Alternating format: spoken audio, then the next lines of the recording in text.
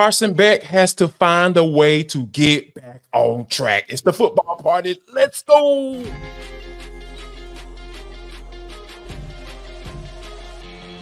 This is Locked On Sports Atlanta, and it's time for the Atlanta Football Party, only on Locked On Podcast Network, your team every day. Welcome into the Atlanta Football Party, your home for the best Georgia Bulldogs football talk. It's local insight you can't get anywhere but right here at Locked On. I'm your host, Tenitra Batiste. Alongside me are Jarvis Davis and Brian Gebhardt. Today's episode is brought to you by FanDuel. Place your first $5 bet and you'll get started with $200 in bonus bets guaranteed. So visit FanDuel.com to get started.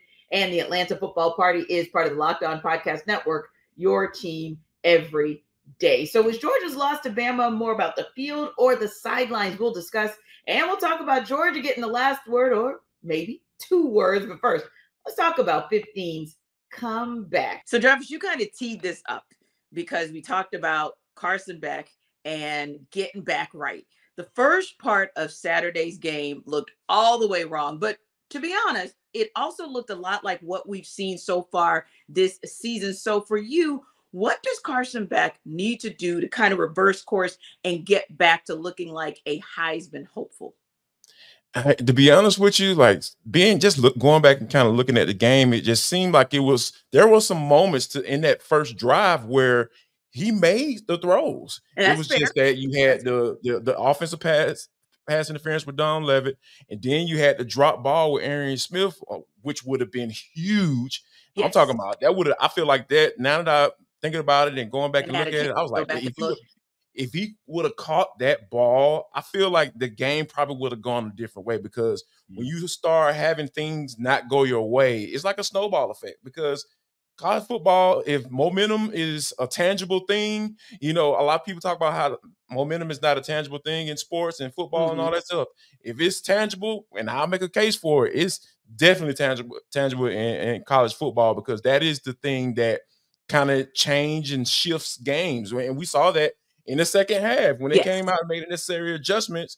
You saw him play better. So I feel like, Beck was there in the beginning, but I think things started to happen and it was like a snowball effect. And then that's when you start seeing the looks on the sidelines like, oh, he's not there. Yeah. And you know what, Jarvis, that's actually a great call because, Brian, I know we as well talked about this post-game Saturday. Like sometimes you have to wait and kind of let 24 hours kind of play out, go back and look at the tape and kind of see things a little bit clearer. Maybe you're not in the moment. So yeah, Jarvis, you also make an excellent point about that momentum shift, and not to tease the Bama fans because obviously they won. But yeah, you start looking on the sidelines and you see a different look and a different feel on the sidelines for Bama the second half. That Bryant Denny went dead silence in the second half. So yeah, it does kind of, like you said, it's a snowball effect. But I will say this with a caveat. It could be a learning opportunity for him. But on the same token, as long as you've been playing the game and you've been playing it in the SEC, the cray-cray that happens, especially in the SEC on the road. So you still got to be prepared for that. And you still have to be the guy, facial expressions, body language, and all that tells this team, okay, we're down 7, 14, 21. Darn. But, we're still that team and we can come back. But that said, what for you does Carson Beck need to do to reverse course and get back to Heisman hopeful form? Yeah, like Jarvis said, the weirdest thing about this game, especially the first drive, is Beck was on target. And it's funny, we had a conversation last week on this podcast on our Tuesday show about, hey, get ETN the ball, like establish the run a little bit, get this thing going. And then I'm not gonna lie, I was pretty excited that I just saw a pass across the middle on that first play. I believe it was to Dylan Bell. It was just strike across the middle, and it looked good. And then that it is momentum, especially with college football, it happens. But for me, after that first drive or two, it was very much on Beck because I thought the offensive line played pretty well. It was a clean pocket most of the time. So for Beck, it's almost back to, it's a fundamental thing. Like trust your footwork, trust your offensive line. Yeah, every once in a while, the pocket's going to get a little messy, and sometimes they are going to bring some pressure. But for most of this game, the pocket was clean, and that was the most concerning and frustrating part about it. Is Beck kept throwing off his back foot and kept almost second guessing what he was doing because again, he got down. So I think it was almost, and they finally got in rhythm in that second half. It just happened way too late, right? So it was almost to that. Okay, if that Arian Smith ball gets caught, great. Maybe it heads into a different direction. And I think that's a whole separate thing, because I think if Arian Smith is wide receiver one for this Georgia team, I think they're in trouble in the long haul. Like if he's the go-to playmaker, I know he made plays down the stretch, wound up with 6 for $132 and had himself a good game after that drop. But if he's the playmaker, the main playmaker, that's an issue. And I think that's just from a fundamental standpoint, BG, I think you're spot on, because he was falling off from throws and it was no pressure. And I was just like, what are you doing? So I think that, taking away that first drive or so, when he was accurate and he looked like he was right on, but it just seems like he was trusting his arm a little bit too much. I know he has some arm strength and everything. I know he can push the football down the field, but man, you just gotta, it's just the little things. Things that I feel like that's what's going to get him on track, and making sure that's consistent, not one drive. Oh, things don't go my way. Oh, let me try to see if I can make a play and get outside of all of my steps and my technique and all that stuff. So that's when you start pressing, that's when you start making those mistakes. And I feel like he has to eliminate that, because he's been in this game too long. He's been with Georgia too long. He's not necessarily on the side, on the field in these big moments, but he's been there. He should understand that these games are huge, and you have to make sure you do the little things in order for you to make those big plays when you're down like that. Yeah, and I know Arch Manning is the type of quarterback that is generational. Let's just be honest. But on the same token, it's very difficult to kind of give Carson Beck a pass when Quinn Ewers goes down, Arch Manning comes in and his first place touchdown. Little bit difficult for me to give you a pass when a freshman is doing things like that, although I know he's generational. And I agree with you guys. I think a lot of it is mental. And in my mind, I was like, I don't know. And this is just, pie in the sky, but I don't know what kind of relationship he might still have with a Stetson Bennett or other quarterbacks that have come into Athens. But a lot of what I think Stetson Bennett's success was about was the mental, even where he maybe was a little bit not physically gifted as maybe others, but the mental fortitude is just, it was unmatched. And that's where I think somehow, some way, if that's not innate to Carson Beck, he's got to figure out how to have that mental wherewithal so that when these things happen, you can bounce back and your team can follow suit. Yeah, it felt like almost a body language thing at one point in the way. I'm a big body language guy, especially when it comes to the quarterback. Like, no question. You've got to stay rah-rah. You got to stay on top of this, especially when you're on the road, because it can slide very quickly. And that's what happened on Saturday night. And that hadn't happened to Georgia in so long that I don't think anybody on that entire sideline, Kirby included, and Schumann and Bobo and all those guys, like, I think everybody was shook because no one saw that being 20. I don't Bama, no one on a Bama sideline or a fan or an analyst saw 28-0 happening. But when that happens, you got to be able to rally the troops and bring that together. You can't, and I'm not saying as far as to this is what he is, but until you prove otherwise, you can't be that front running quarterback. You can't just be good when things are good. You've got to rally the troops when things are bad. And this isn't going to be the only game that they're tested like this. Right. I mean, Texas in a couple weeks is going to be an issue, and maybe Bama or Texas again later on in the year. I know we might get to that later on in the show as well. Exactly. And, we question some things about Carson Beck and what went on the field, but we also question some things that went on the sidelines. And Kirby was asked about Nate Frazier not playing Saturday. Of course, Kirby Smart does his weekly press conference every Monday. His response was, quote, he's not doing anything wrong. Really, the opportunity didn't present itself with the way the game played out. But for you, BG, do you think not playing Frazier was the right strategy and that playing him could have made a difference? Or was it a product of playing from behind and how you kind of forced to chunk it up and chunk it around the field? But on the same token, maybe there's a little bit of something that Kirby could have given us about why Nate didn't play and he didn't.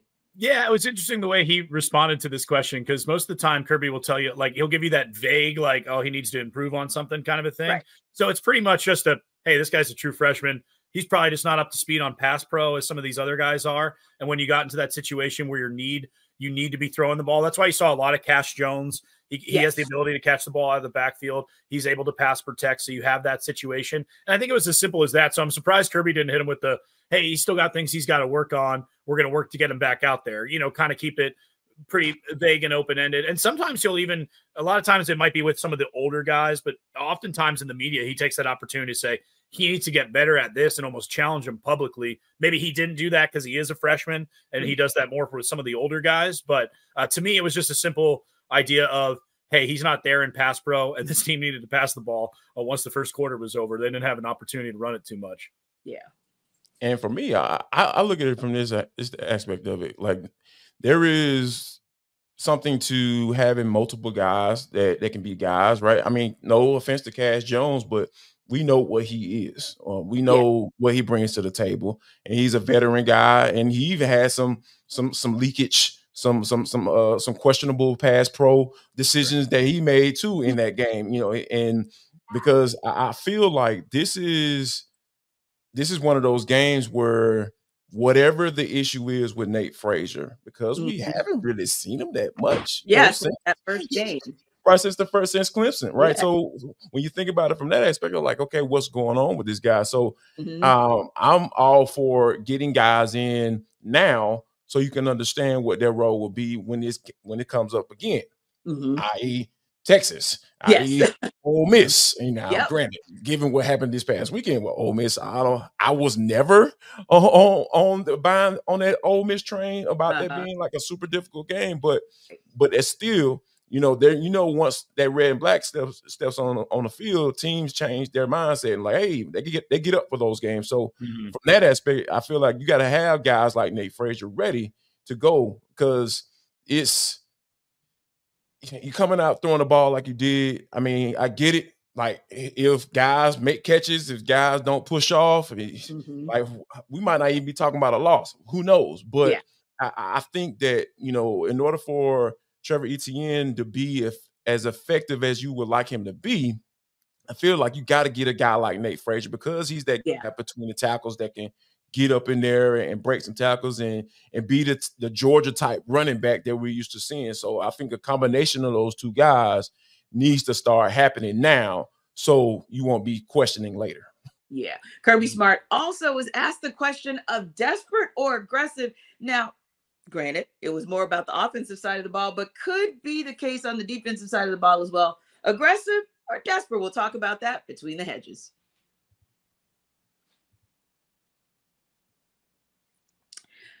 So it's time to highlight the Roy Player of the Week. Roy is a new platform that lets fans make contributions directly to their favorite athletes. You can download Roy for iOS or Android and enter referral code LOCKEDON, and you'll automatically be entered into a sweepstakes to win $5,000 cash. Now, no purchase is necessary, and it is void where prohibited. But this week, we have selected, we're going back and forth on exactly who we were going to select, but ultimately speaking, we'll give a little bit of a nod to Arian Smith. So Arian Smith had himself a game, absolutely had himself a game. So you could give as much or as little as you'd like to support Arian Smith. Now, if you were impressed as we were in that performance Saturday, you can show him some love too. I mean, 6 catches, 132 yards. That's pretty darn good. Just hop on Roy and throw in a few bucks. Now, if everyone pitches in just $10, it could add up pretty fast for Arian. So now you have the chance to show your appreciation for him and his standout performance this week as to what he'll continue to bring to that program. Now get off the sidelines and into the NIL game with Roy, or support the players and change the game with Roy.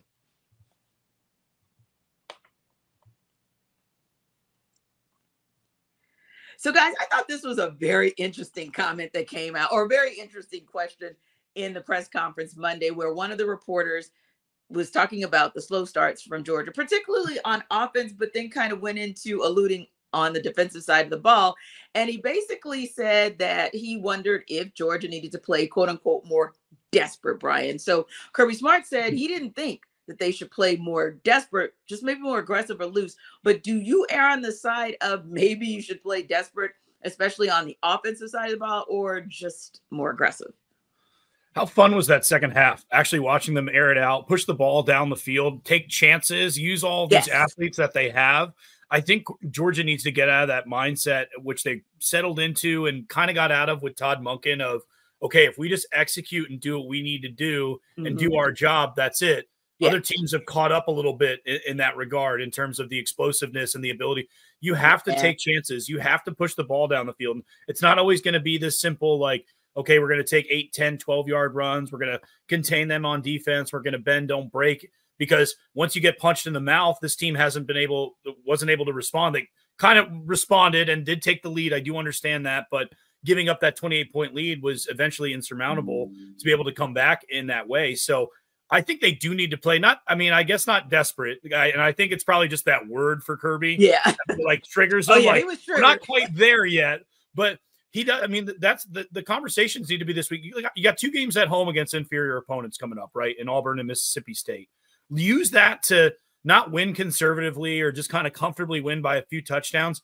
Get this offense right. Get this offense to 4 quarters at a national championship level. I think that was the thing that we saw again. It was another big game, another slow start for the offense. The thing that was alarming, flipping it for a second, was on defense, how they just seemed completely not ready and unprepared for this game. And like, oh crap, Jalen Milroe is going to run to the outside. Like no blank that was going to happen. So, and I think that's on Kirby. I mean, that's directly on Kirby. No question. Because his reaction to, they did some different stuff and they schemed some different stuff.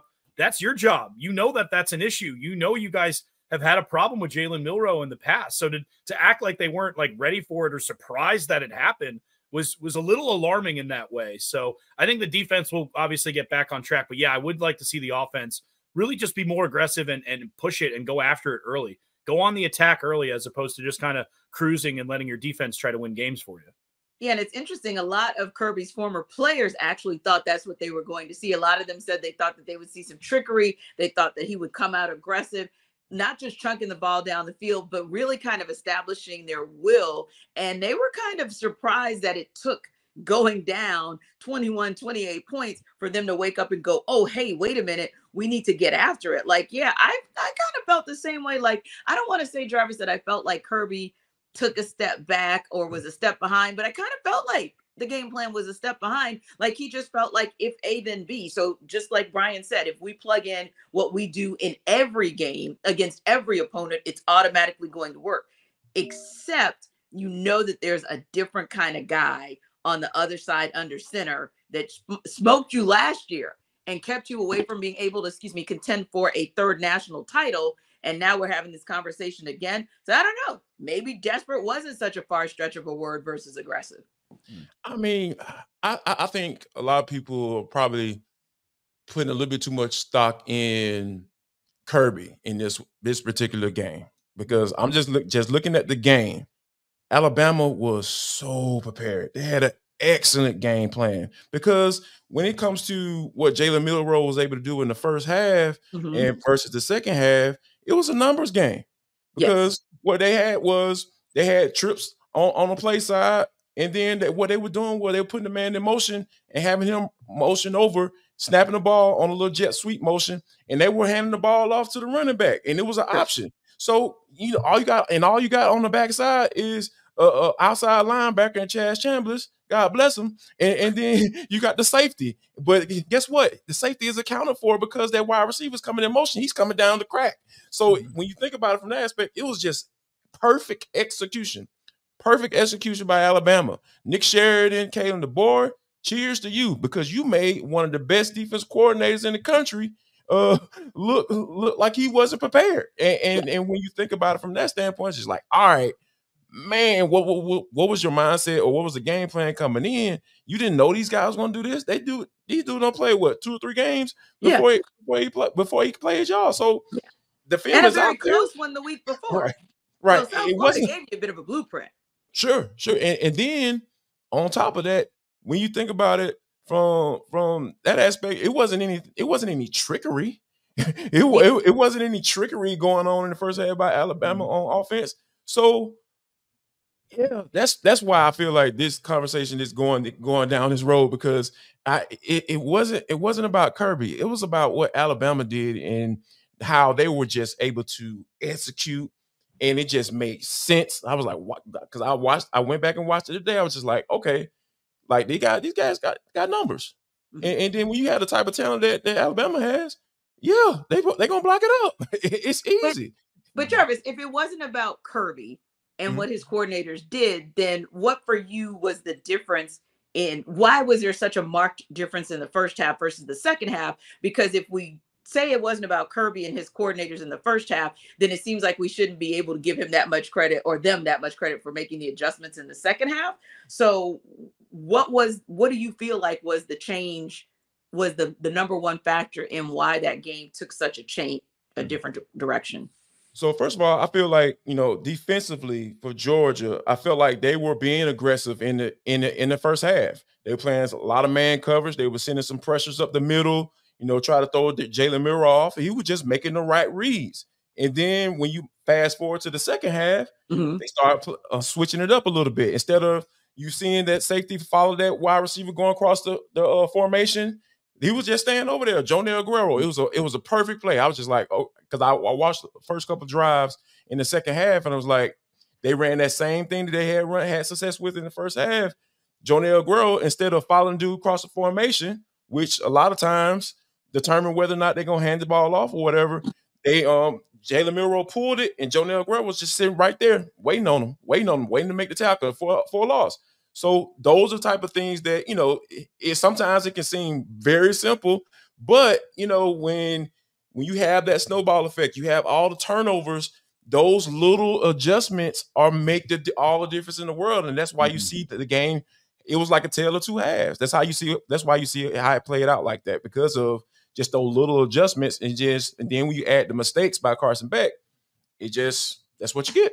Yeah. And then, Brian, you got to admit, it's also a little more difficult to overcome things when you have guys who are your leaders, guys who are more instinctive, guys who are flat out as talented as a Michael Williams and a Warren Brinson, who good to have them back, but you're talking about 25 and 27 snaps respectively. And of course, no Jordan Hall. So when you look at that, for me, that's one of the reasons I think whatever that second game is going to be, whether that's the SEC title game or somehow they meet in the 12-team playoff, get some of these guys back who are injured, I think is going to be a whole different conversation as well. But for you, how concerned are you about those lingering injuries with a couple more tough games for the Dogs in this regular season? Yeah, I am concerned because it's one of those ones that you don't want it to be a situation where it's throughout the whole season, right? Yeah. You almost wanted to. It was great that Michael was able to get back on the field, Warren as well.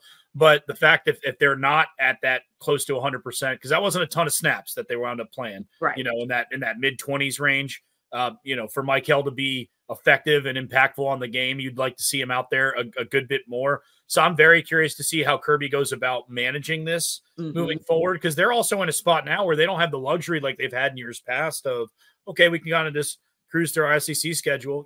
Like you struggled at Kentucky, you lost to Alabama. Like you gotta win these ball games. Like you gotta have your full group. You used to be able to be like, all right, keep them out versus Auburn. Okay, keep them out versus Mississippi State.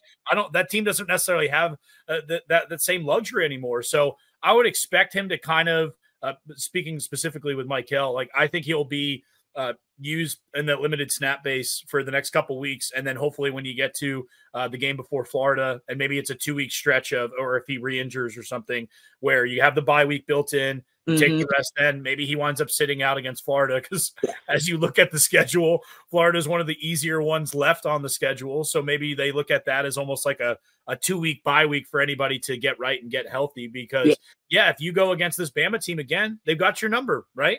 Milrose beat you twice the last 2 times that you guys have played, and he really torched you this time. Like last time he kind of managed the game and was able to make just enough plays. This time they just punched you right in the mouth and were able to keep it rolling. And they've got that confidence with it too. So you would go in as that, underdog in that game. And I don't think Georgia would be favored in that one necessarily, but very curious to see how Kirby handles it. But I think it'll be limited snaps for the next couple of weeks. Yeah. And you speak of Alabama having Georgia's number. They felt very confident about just how much they had it because they tweeted about it. So we're going to talk next about whether or not Georgia can get a little get back.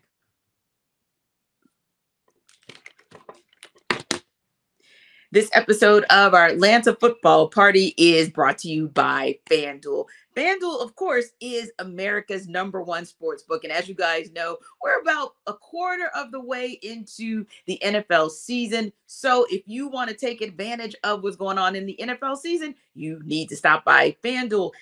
Get this. at some points in the game, like Sunday, you might have a hunch in the middle of the game of how it's going to go. I kind of had a hunch even before the game, but in the middle of the game, really felt like, yeah, I think the Falcons might pull this one out against the Saints. So if you get that kind of hunch, or you want to check out the latest stats, you can view live play-by-play and so much more on the same page where you actually place your bets. And remember, we talked about you getting started with $200 in bonus bets guaranteed when you place your first $5 bet. So how does that happen? That happens if you visit FanDuel. Again, you have a hunch in the middle of the game.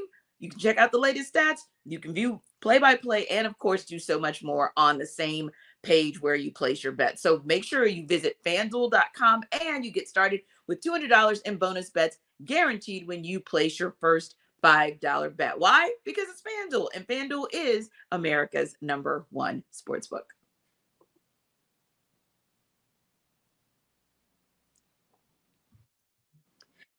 All right. We know that sometimes it doesn't just, these days, especially with social media, the fight doesn't just start and finish on the field. A lot of times it goes off the field. So for the athletic department for the Tide, literally after the game, they shared a 2-word post that said, quote, "Still Bama." So I felt like shots were fired. And for you, JD, I'm looking at your face and Petty Monger is thinking, woo woo. And I think we all agree. You know what? That's one of those things that, is always interesting, right? Because, the players and the coaches and everything, they hash it out on the field, and then the fans just be sitting there to wait to go one way or the other. And, once Bama got that dub, he was like, oh, yeah. They were sitting there waiting to doggone to hit the send button. Right. It was like, come on. So, but I mean, they earn the right to, because here's the thing. Regardless of who you all, I know most of y'all who listen to this podcast are Georgia fans, you got to give credit for that excellent football game. My gosh, I haven't been that emotionally tied into a college football game in quite some time, because, you do this for a while. You kind of get jaded with, being a fan of the game. But, oh, my gosh, I was a straight up fan for this one, because it was just really, really cool to see. And then after the fact, of course, this is college, so it's a little bit more, extreme. So I'm sure there was a lot of trash talking, not only on social media, but after the game in Tuscaloosa that night. Oh my gosh, I know it was a great night for a lot of those players that went out after that game. So, but yeah, I think it's something that, this is one of those things, and I talked about this on the postcast, T, that this is going to be Kirby's go-to for the rest of the season. He has something to point to. He's like, hey, man, we took that L, and here's why.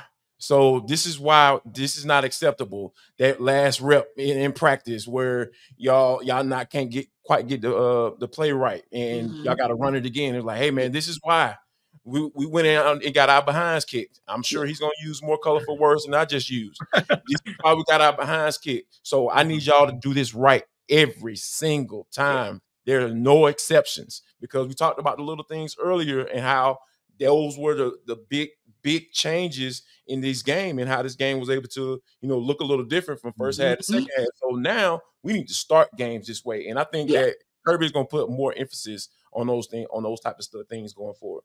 Yeah, I think so too. Yeah, it was definitely one of those games where it's poster board material. And I'm sure somewhere on the poster board, Brian, you're going to see those 2 words, "Still Bama." Yeah. And I think here's the problem.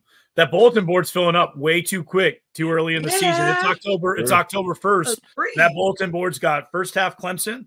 It's got the entire game of Kentucky. It's got most of what happened at Alabama, which is the majority of the season so far. So, like we're talking about, throw out Tennessee Tech, which the Tennessee Tech probably won't know, because they didn't get a late Kirby will tell you that.